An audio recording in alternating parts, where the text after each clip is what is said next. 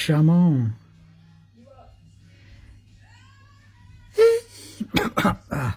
Can't do it. Oh.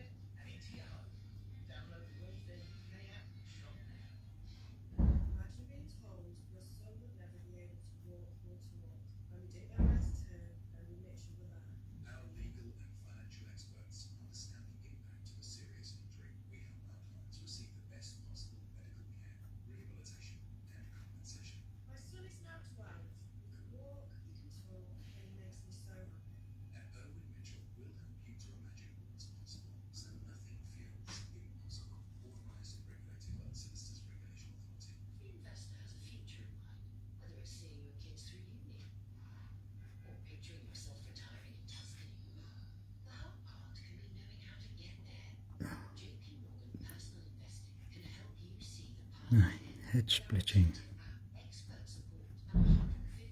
Doing my head in.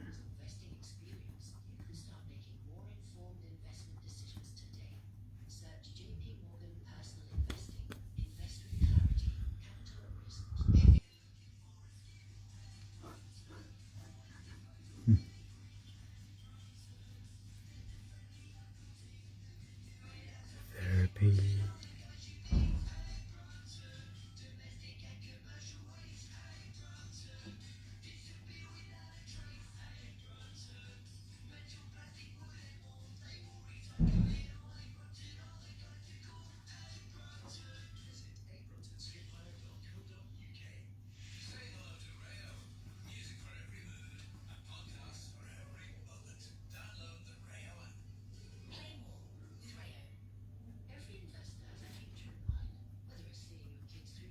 Right then, time for me to leave.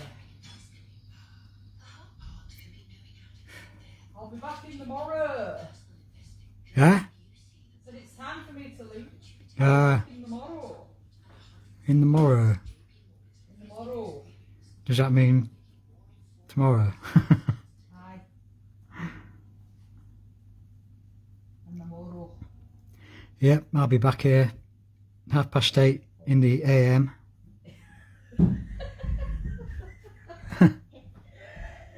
What do you think of my community? I'm live streaming my drawing. Oh hey. Don't think anyone's What watching. do you think of my community centre?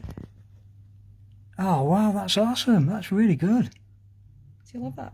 Yeah. It's not finished the doors. It's like it's got that nice sort of urban vibe, like repurposed, maybe Victorian building or Yeah, Methodist church or something. yeah, Oh, whatever. yeah, proper Victory. working class. It's victory. Yeah. Yeah, it's like a little window onto the world. Yes, it's got a wee billboard put in. Chalkboard. Ring my bell.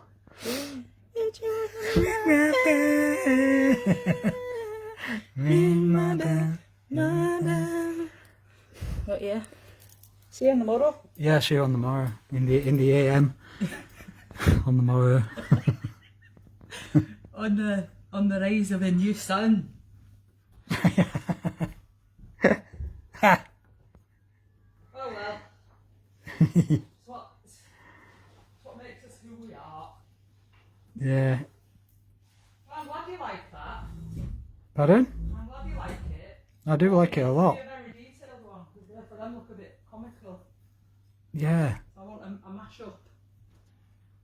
I think it's really cool. I think when they're all presented together as well, 26 is the one for each Letter of the alphabet. letter. Hey, we do a Greek one.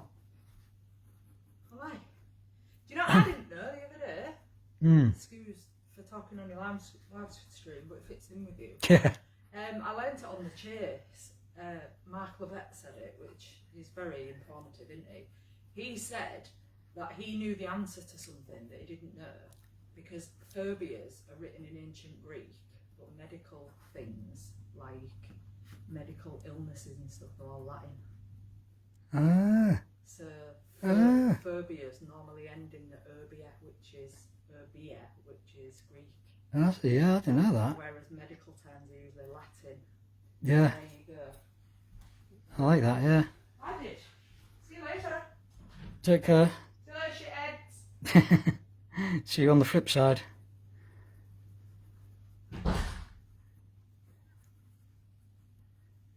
That's it now. It's just me.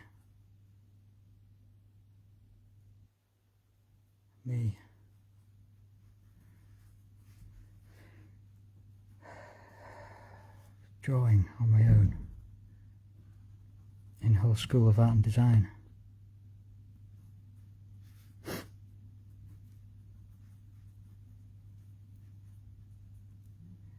think I'm going to go home soon and have some dinner. You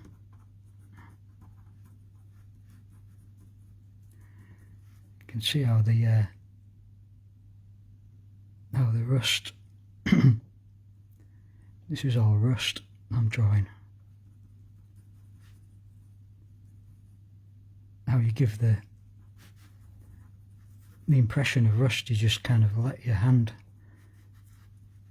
kind of move in chaotic movements. Then you move the pen slightly off the paper and then put it back down in repeated motions like that sort of scribbly, and it gives this kind of when you pan out, it gives a kind of a rusty effect. It's my own technique I've developed through many years of drawing the 1960s rust.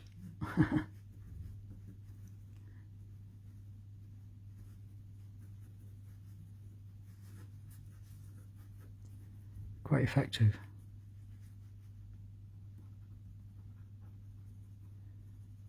And then you give it some thick black blotches to give it contrast and depth.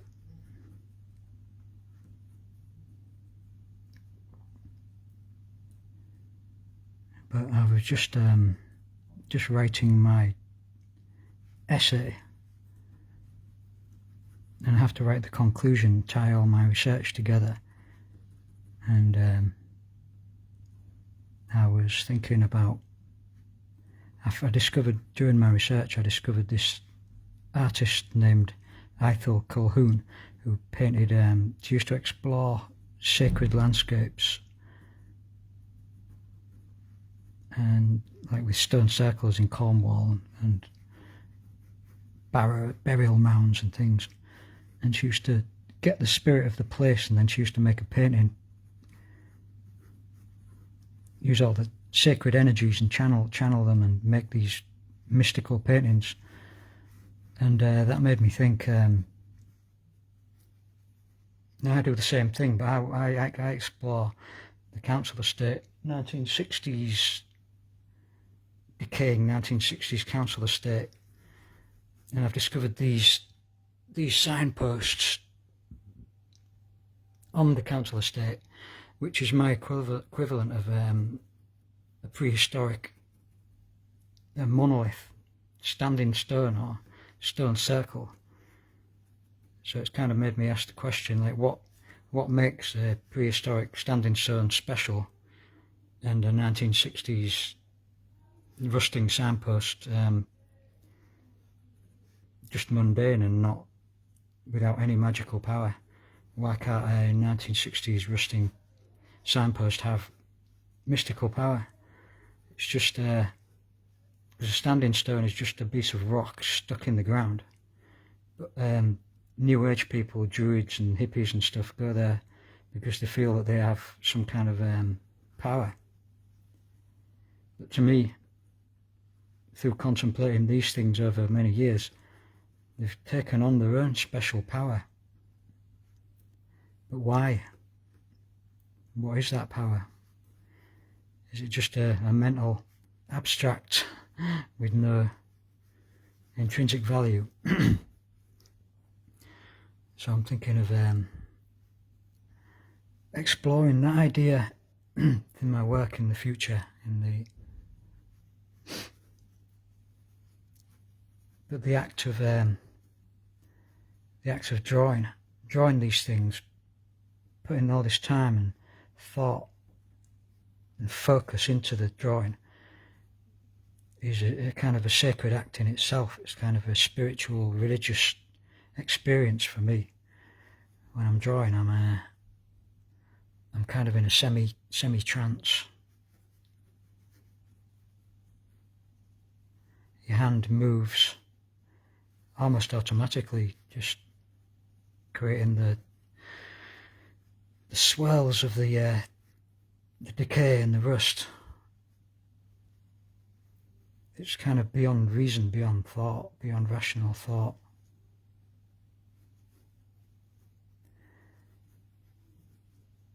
It all builds up into a kind of a devotional experience, a ritual. Could be worth exploring in academically.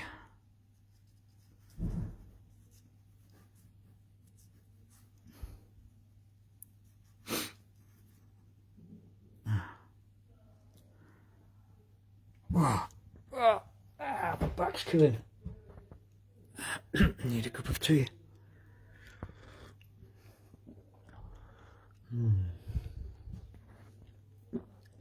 Everyone's gone.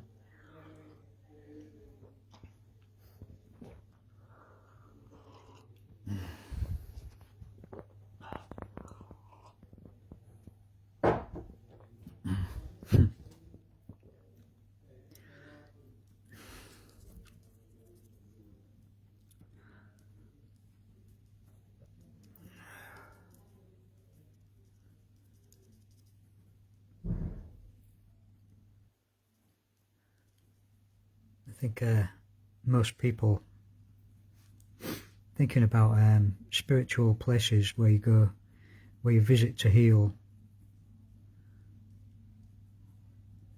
and to connect with something beyond the physical world. Most people in our society don't have those places where, obviously it's increasingly secular society. I suppose cinemas are the nearest thing where you commune with something bigger than yourself, some idea presented in the film.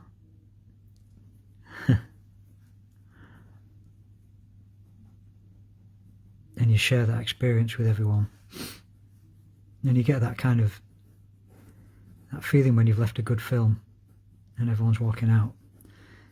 But it's not the same, really. I think we need William Blake, the Georgian poet and mystic, said, I have to create my own system or be enslaved by another man's. And he was talking about creating your own kind of system of your own spiritual system, your own spiritual way of seeing the world. And everyone does that to a certain extent, but what I've really got to grips with it, and I've almost created a religion based around these suburban spaces, given them a purpose that the builders didn't intend. Obviously, these signposts were erected to hold signs that said no ball games or something. But I've chosen to give them a spiritual meaning.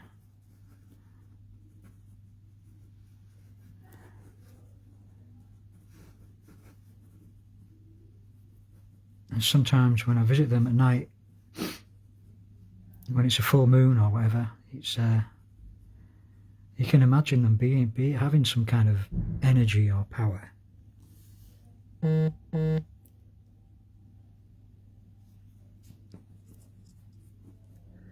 maybe the key word is imagine.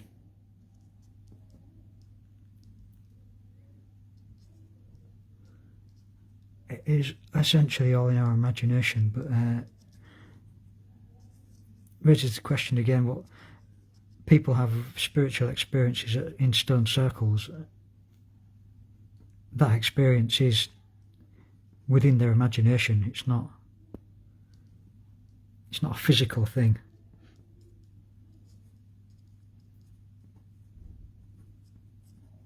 It's like a placebo effect almost. You convince yourself that these places have power just because they were made by a culture that's disappeared 5,000 years ago, 4,000 years ago. And that distance between you and the builders gives it some kind of a mystery and power.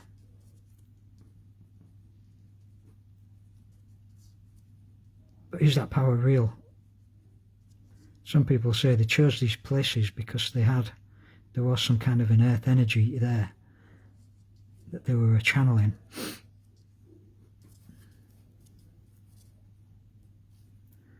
I'm not sure I believe that.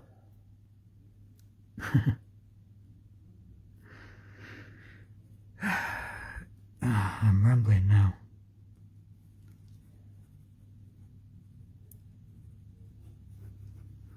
It's kind of fascinating the way these random scribbles,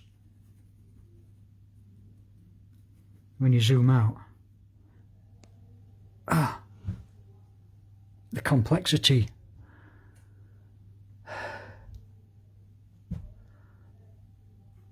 They take on a kind of a sum greater than the parts.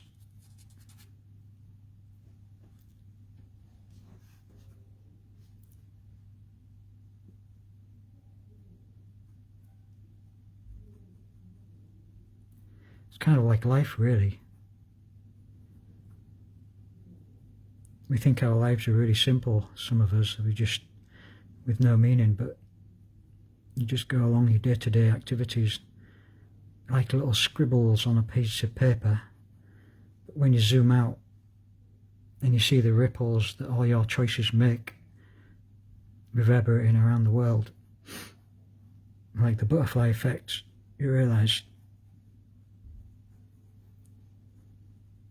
how complex existence is.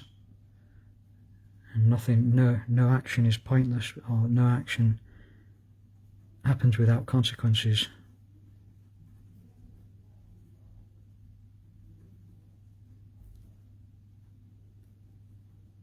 So it's worth thinking about it. Oh God. I think I might have to log off and have some food, go home and have some food. The artist's day is a short day.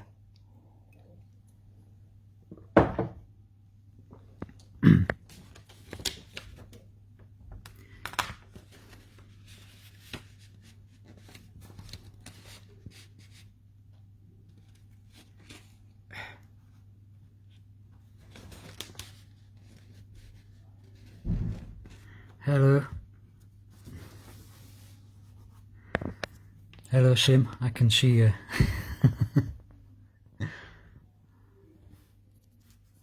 I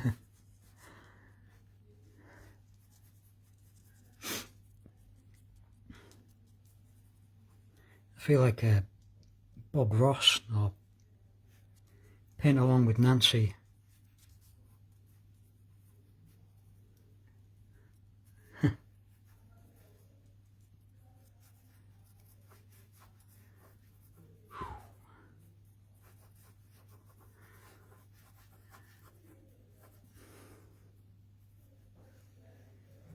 Oh, it's so. Sometimes you think, oh man, it's too complicated. My head's splitting. I can't possibly work my way across this page. It's going to kill me. My brain's going to explode. You kind of force yourself and you get into the zone, and then like half an hour later you've made this interesting shape and you think, oh yeah, that's why I do this.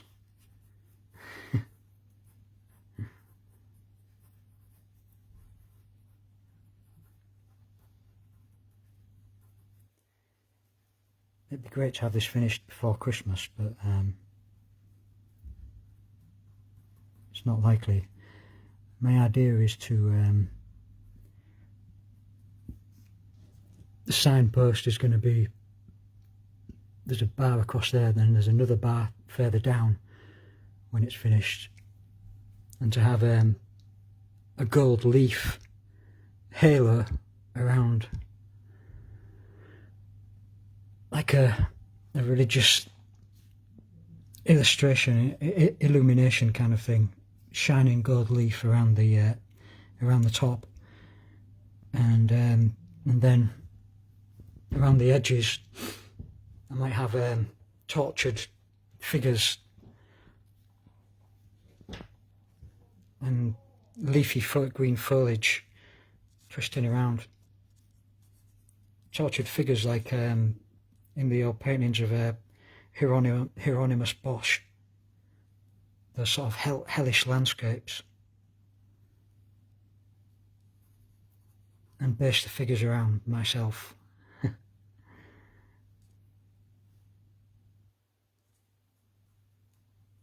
So it's going to be really, really powerful. But I'm not quite decided on that yet.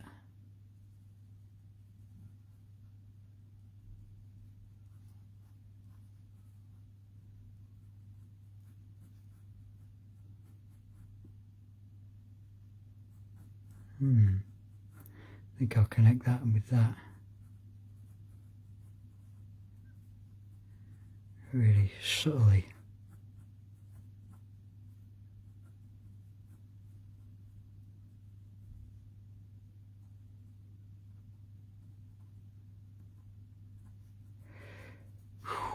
Wow.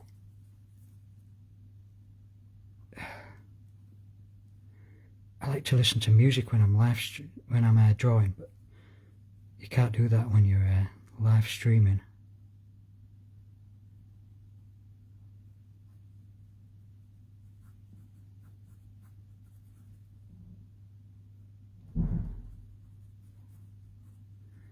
Yeah, it's about 3:30 now. That means the kids will be leaving school, so the traffic's going to get crazy out of college.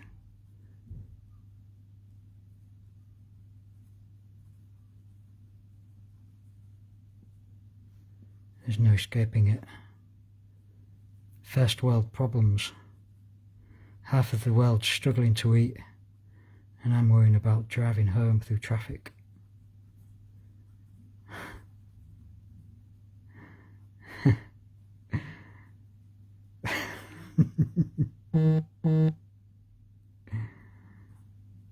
There's nothing on earth like creating something that when you surprise yourself, you think you kind of feel like you have worth. It's the only time I ever really feel I have worth, really.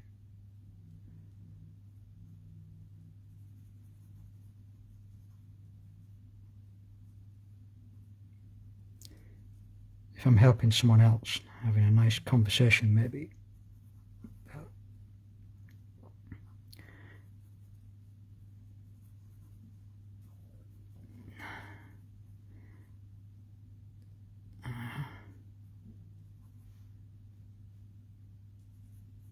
I don't know where this is going to be displayed. I'm going to have to start thinking about like living. I really want this to be my living, but I've never sold any of my art, so it's funny to think this could be in someone's home.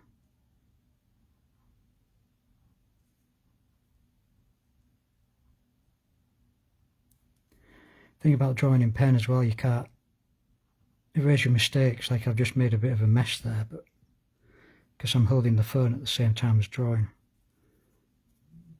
If you make a mistake with pen, you have to adapt the mistake into the drawing. So it's kind of a good thing in a way, because with a pencil I'd have just gone and rubbed that out, but now it's part of the drawing, and it wouldn't have been, it'd be gone if that was pencil. But I think that's maybe a good thing, because it adds to the immediacy and the chaos of the drawing, and it's like life. Life is dangerous. You can't erase your mistakes. When you say something, you hurt someone, you can't erase that. So that it just makes the drawing process kind of more visceral and real. Like life. If you know that you can cock it up irrevocably.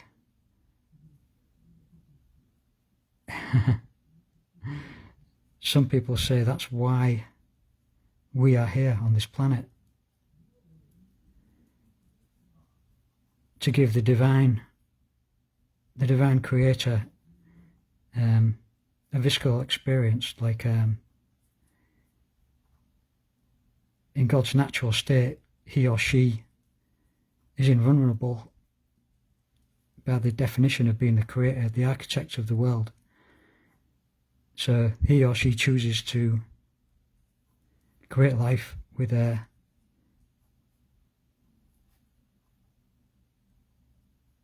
to incarnate in a physical body, to feel pain and to know mortality.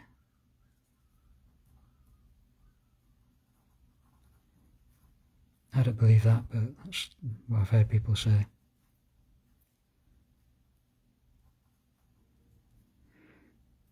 These are all questions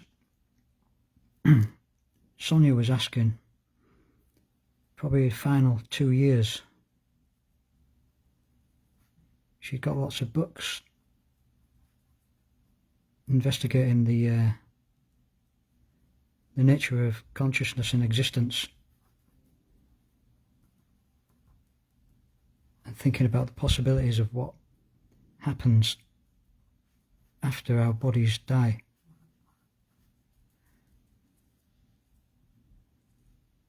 I find that strange. She asks me all the time, "What do you think, Matt?"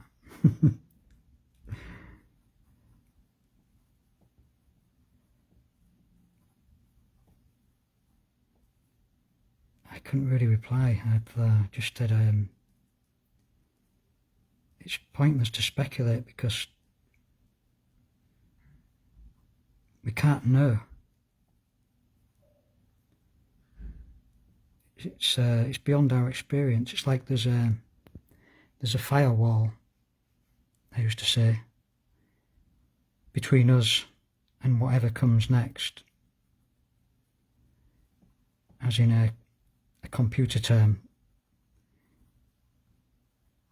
the spiritual world is firewalled off from us when we're in our bodies, our physical bodies,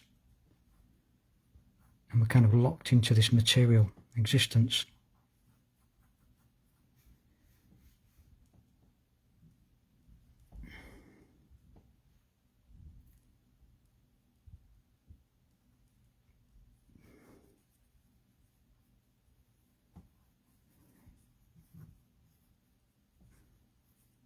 All the ancient orders, the ancient mystery schools, some people say some of them solved the mystery and understood the nature of consciousness and what happened after death of the body. Like the cult of Eleusis, the Eleusinian mysteries in ancient Greece. They were supposed to have understood.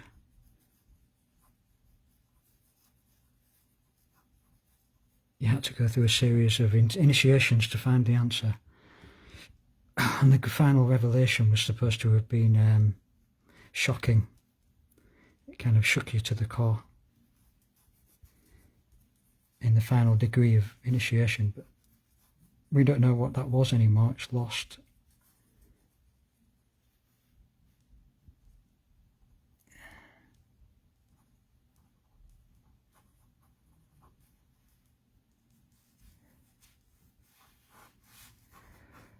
I've done all that just now.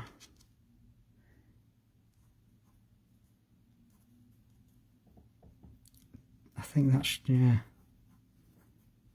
a bit of splattered paint or something with lots of bits of rust. Huh.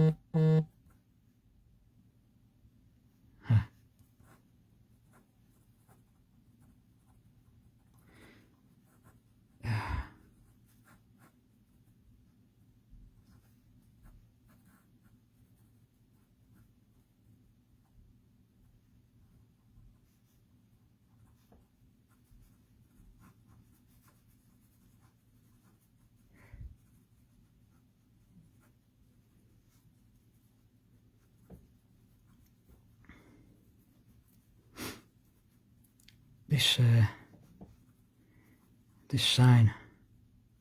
Oh, my back. This signpost is based on the signpost nearest my home on Dent Road near Hawes Walk, and I've named it Absurd. So this, I'm drawing sign Absurd, which is kind of appropriate for the way my mind's working at the moment.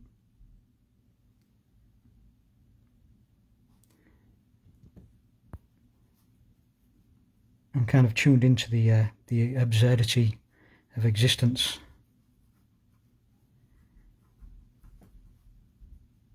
I'm struggling to find meaning, but the meaning's just out of reach.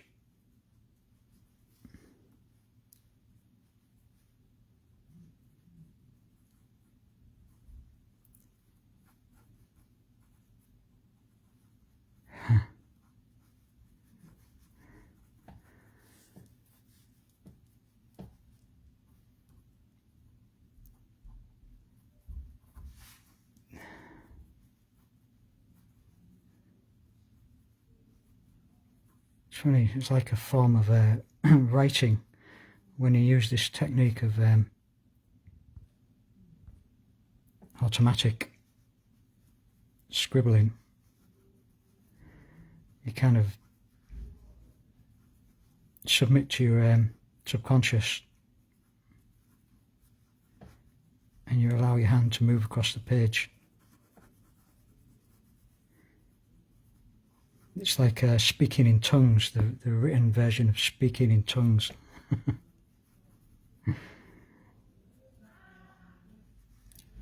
The meaning reveals itself after the fact. chaos. You have to pan out to see the meaning from the chaos. That's my my quest to find a way of drawing that's more expressive than just making marks to describe a form.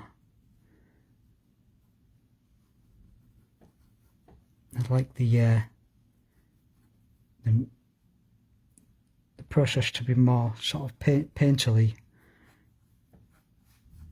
more expressive, so you can focus on, say, just 1 square inch, and you can appreciate the marks, and then you can stand back 2 meters and see the whole thing.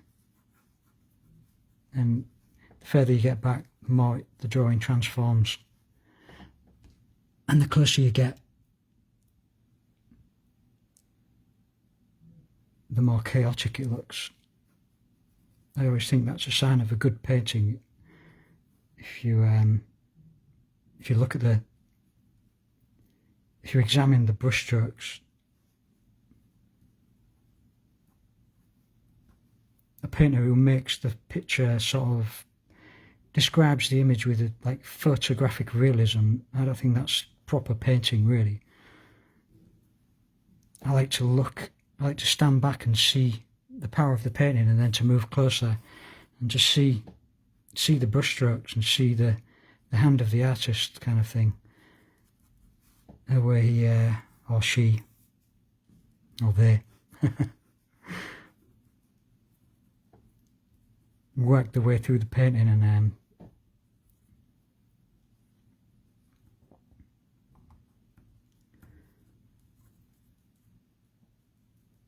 probably agonised over it.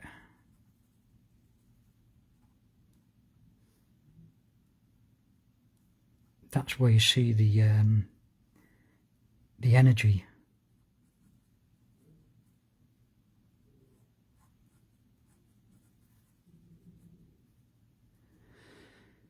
Oh, my back. I think I might have to go and have some dinner.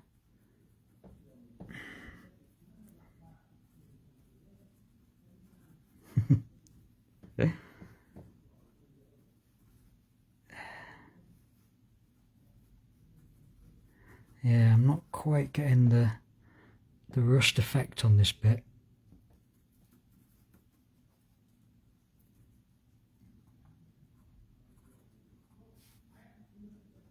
I think I need some more solid black blobs to create the contrast between the shadow, the light and the dark.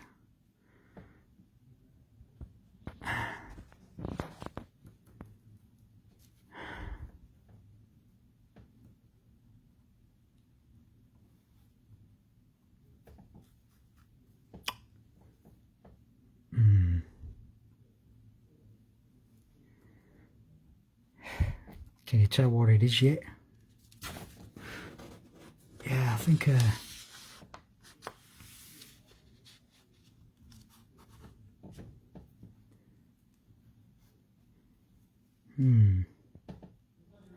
problematic.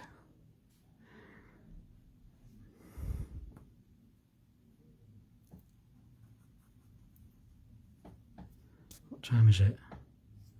3:35.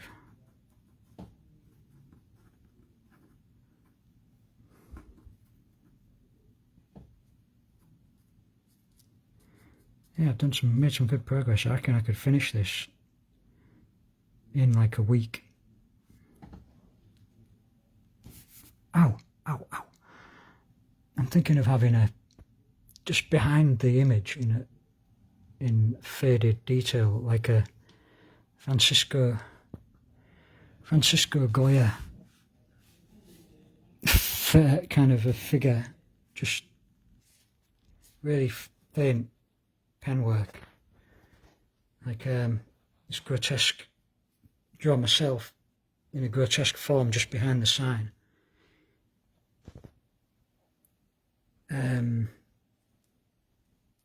With that famous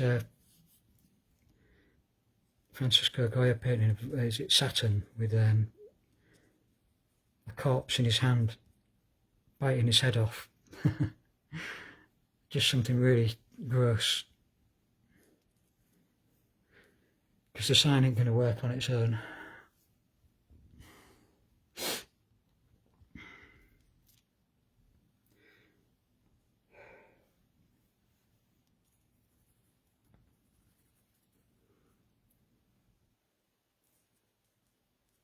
When you're making some art, you've always got to think beyond.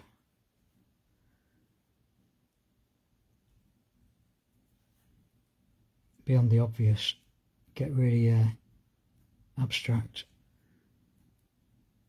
And push it as far as you can. The signposts themselves have a kind of a mystery about them.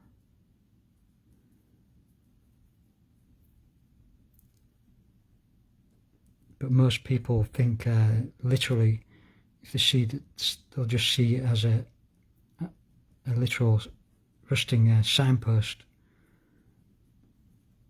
You've got to hint at something deeper, point them in the right direction. And I think some of the grotesque paintings of the sort of Renaissance and later, that hint at the sort of spiritual aspects of life that we are cut off from in our sort of atomised secular world. I'd like to add something like that.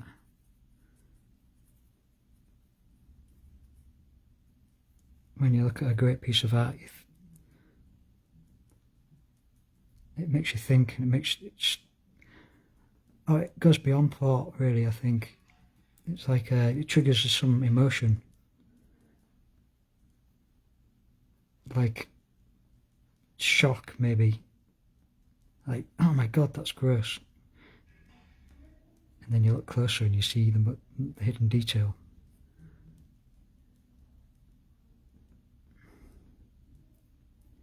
I think most contemporary art is very materialistic. It's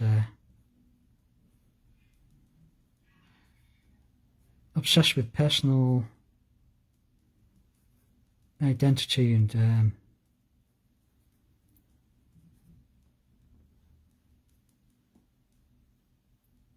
really tired political philosophies, and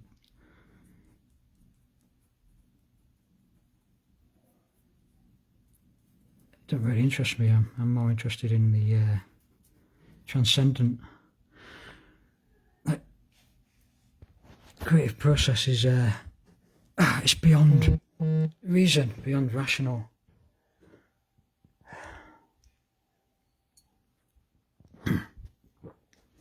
I think the way we appreciate art should be the same.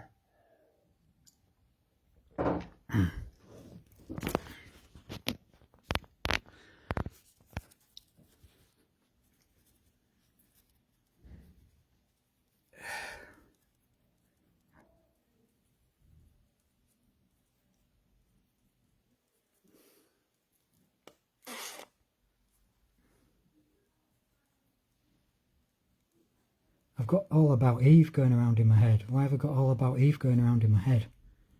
It's really annoying.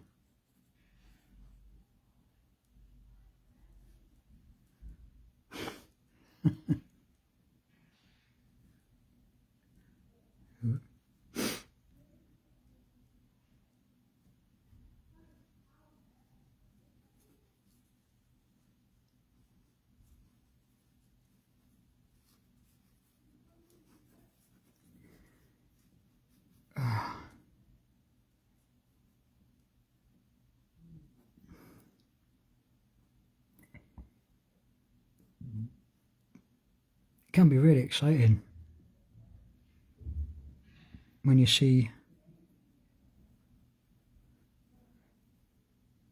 when you make a few scribbles and you see the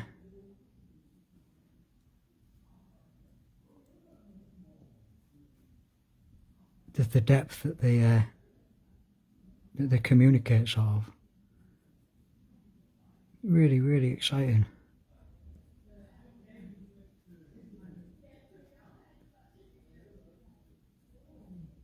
It's like writing, probably like writing a great novel. When the plot resolves in your head naturally, and you think, yes, that's beautiful, and it just speaks.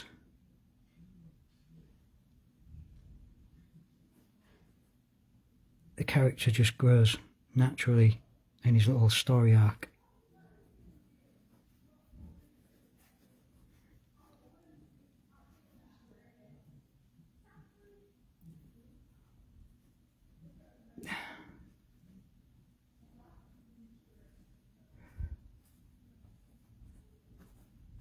Yeah, that's good, that's good.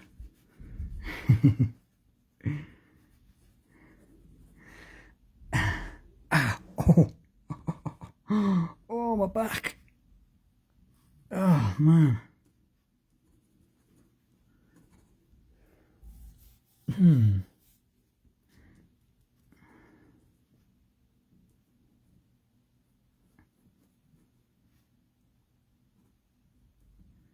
Yeah.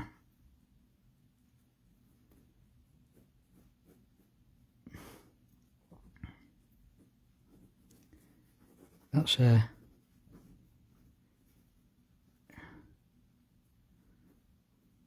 just want it to collapse into chaos just over here.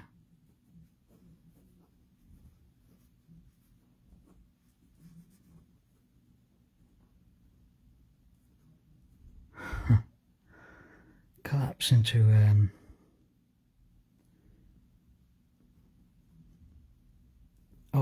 orderly chaos, like life.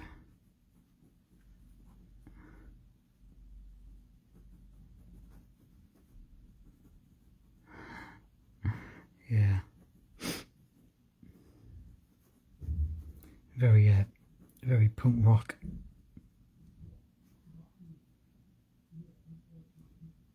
The creative act is also a destructive act.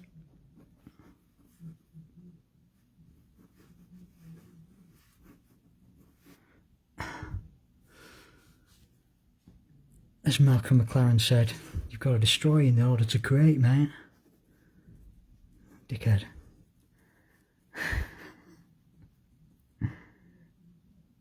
Ow! Cash from chaos. I wonder if I'll ever get any cash from my drawing. Probably not. Ow. Oh, I'm back. God. Flipping hell.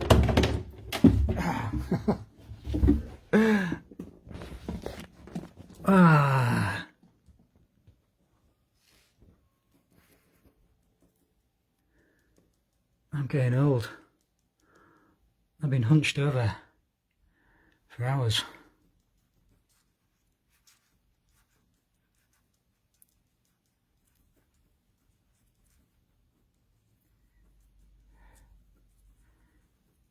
I should be writing my essay. I've just made a breakthrough.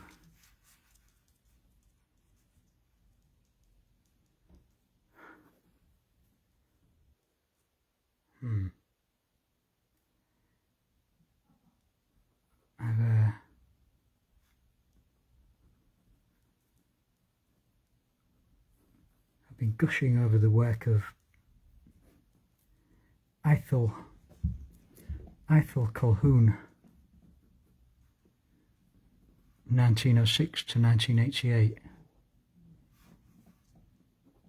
an English esotericist and painter, incredibly obscure.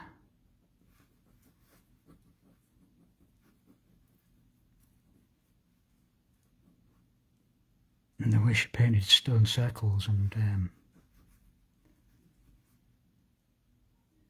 the way she saw landscapes and the way they interacted with our subconscious.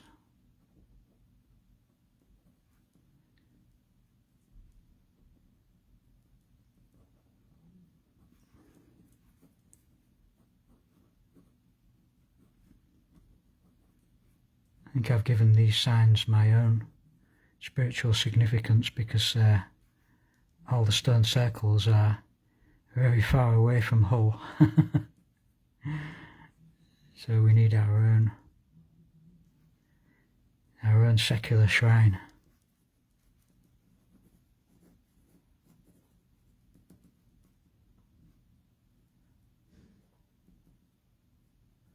And why not?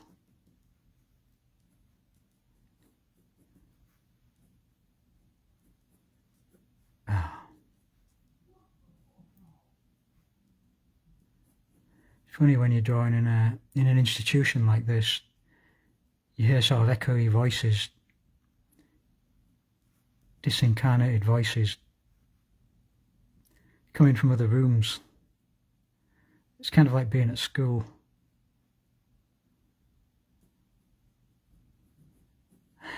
It's nice.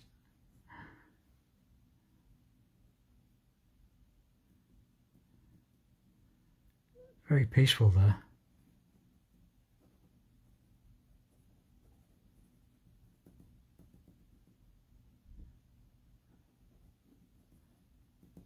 It's really hard holding the camera whilst I draw. It's probably impacting on the quality of the mark making process.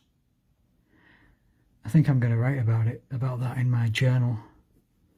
We have to keep a journal as part of the degree.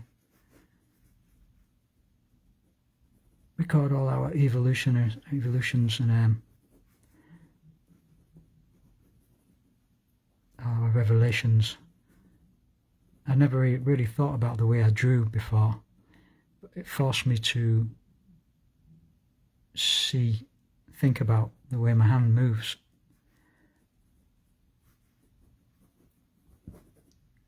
And I had to write about it kind of academically. Well, I didn't have to, but I did.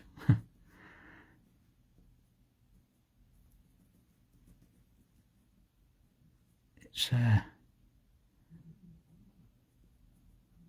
I thought it was purely instinctive, but the more I started to think about it, the more I realised it's not. It's a point between conscious and subconscious, really.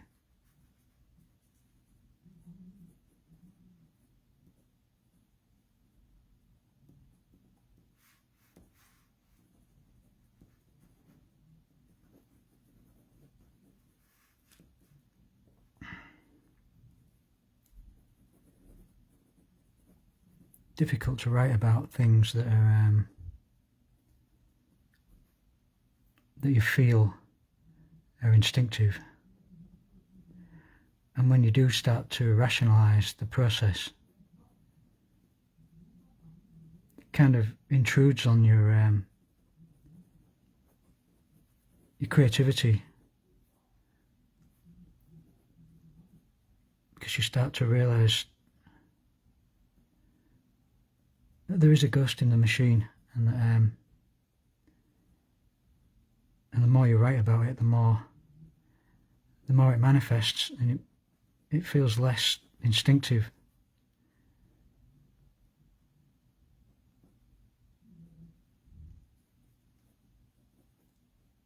I'm not sure if it's a good thing.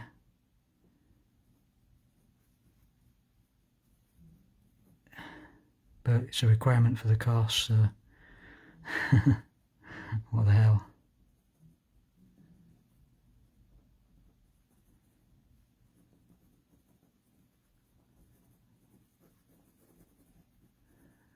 While I'm talking now, I'm not thinking at all.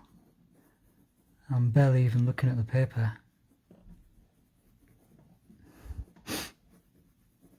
Kind of just glancing. yeah, the hardest parts are the featureless pole of the signpost, the actual post itself, because there's nothing to anchor the detail onto. Just rusting metal and flaking paint.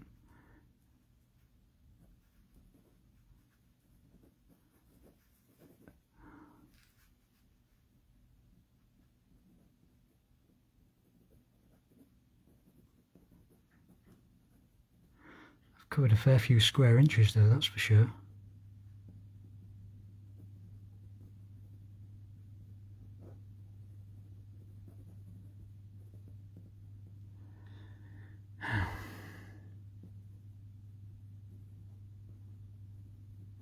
It's a very different vibe from when I did my degree in 2012 to 2015. It's the same place, but it's different.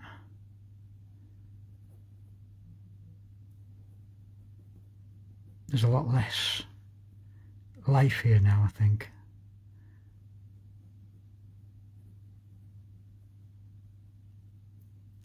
Less people.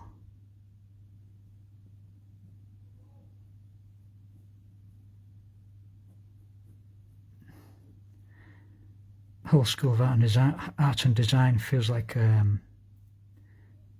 broken and wounded place. I was just thinking that today. I was walking up some tiled steps and thinking about all the students who had walked up here since the 60s.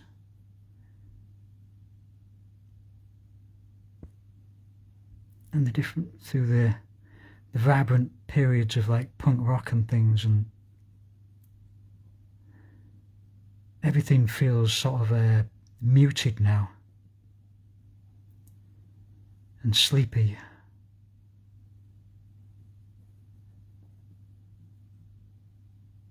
The kids here who are expressing themselves more seem to be retreading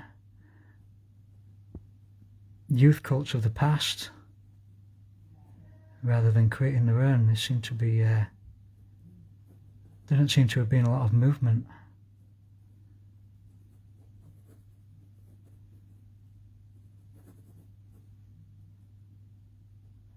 I was thinking the drummer of the Specials studied here.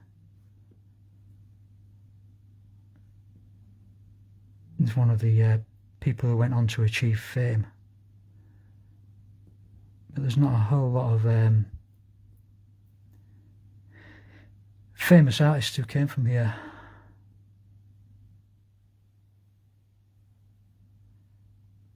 I used to have a fantasy that I'd be successful and I'd put the whole School of Art and Design on the map, but really it's too late for me now. 55. The art world celebrates youth, and that's all ancient history for me now. Poor old Matt Hopper.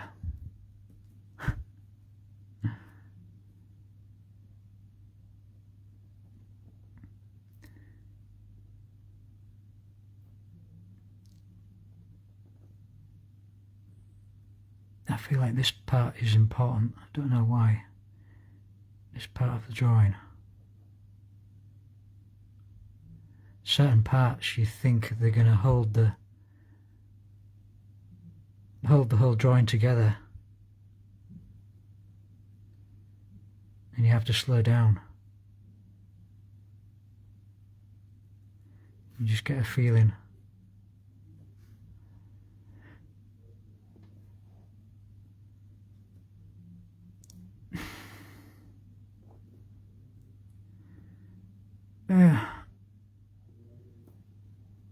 I think I should leave and enter the rush hour.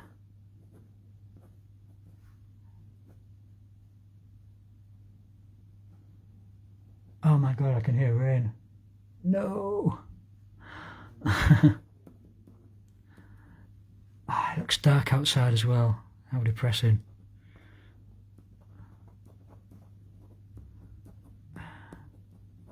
Put some thick black marks here. And here.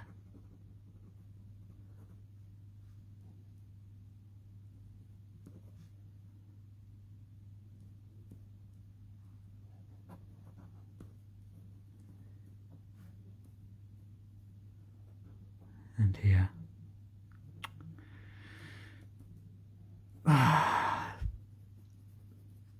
Life's so frustrating. So tedious.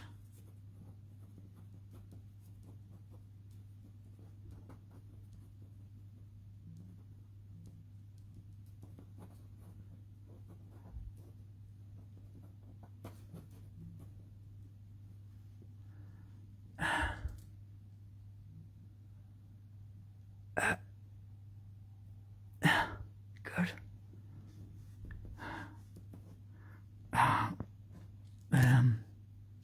4 o'clock. I'm gonna have to leave. Ow. Oops.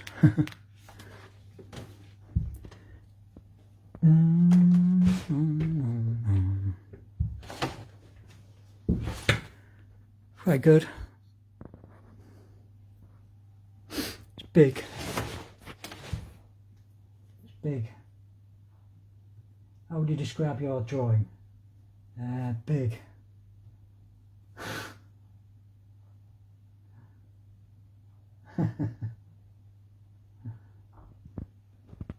My essay written in Notepad, Microsoft Notepad. Oh god, the rain sounds really heavy.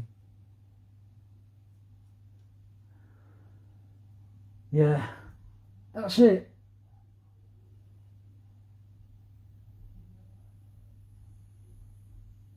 I've got to get back to reality.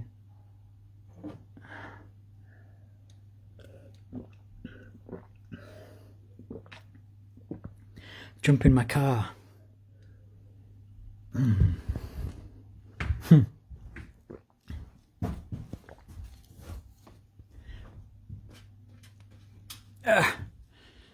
There's Holly and Helen's space.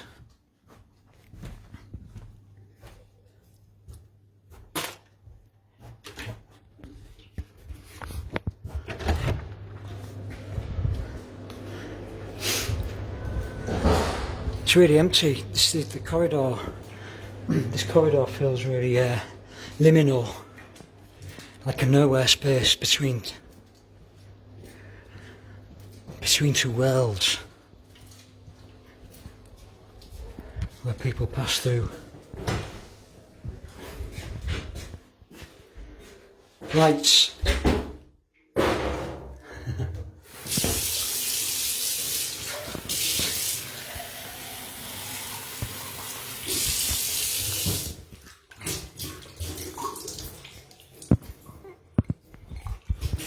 I should have a servant to do all the little mundane tasks. A great artist like me. I should even have an assistant to do all my drawing. Like the great artists of the Renaissance. Get the peasants to do all the boring mundane tasks, and you just do the real cool facial expressions and stuff. Yeah.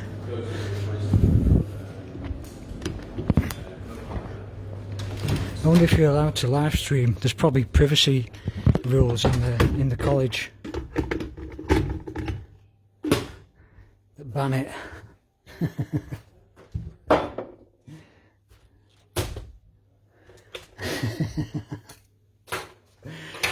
There's my drawing hat. I forgot to wear it. That's probably why I wasn't drawing very well.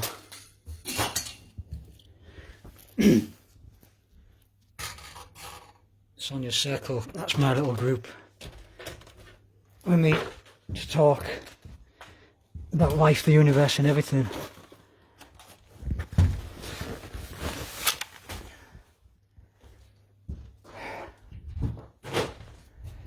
What's the meaning of life?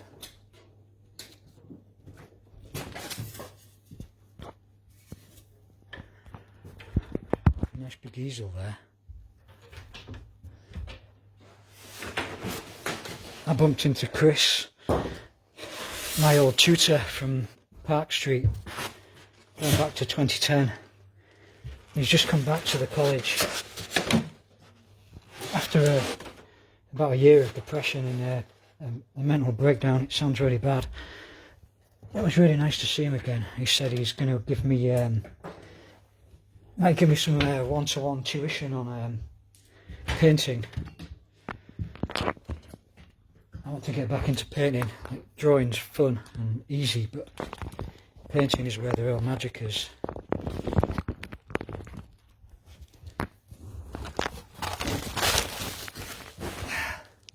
Right, I'm gonna I'm gonna log off now. That's where Rana Gift works. Roland Gift's sister. She seems quite nice. She knew Sonia quite well.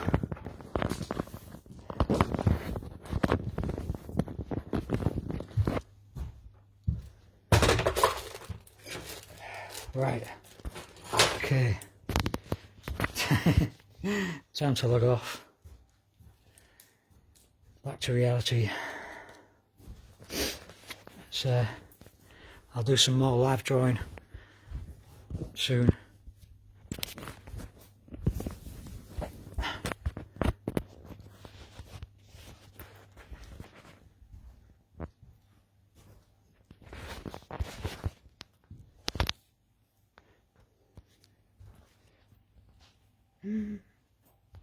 God, I look a mess.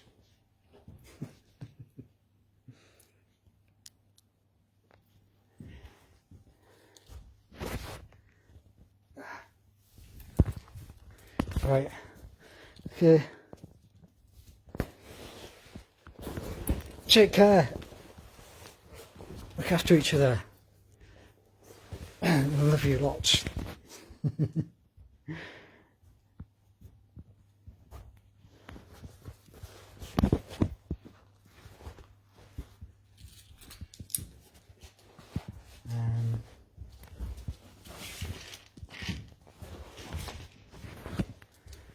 Yeah.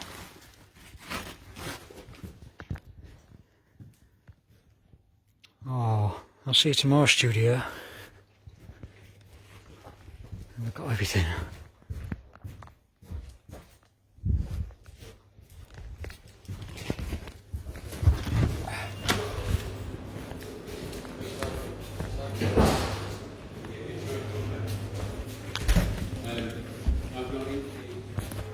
This is where all the kids work. Well, the degree students.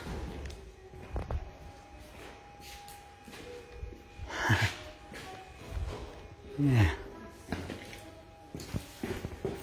Some good equipment here.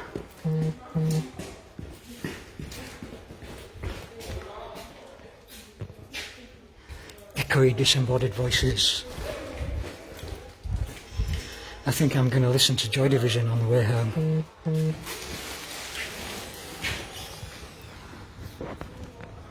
Right. Logging off. Take care.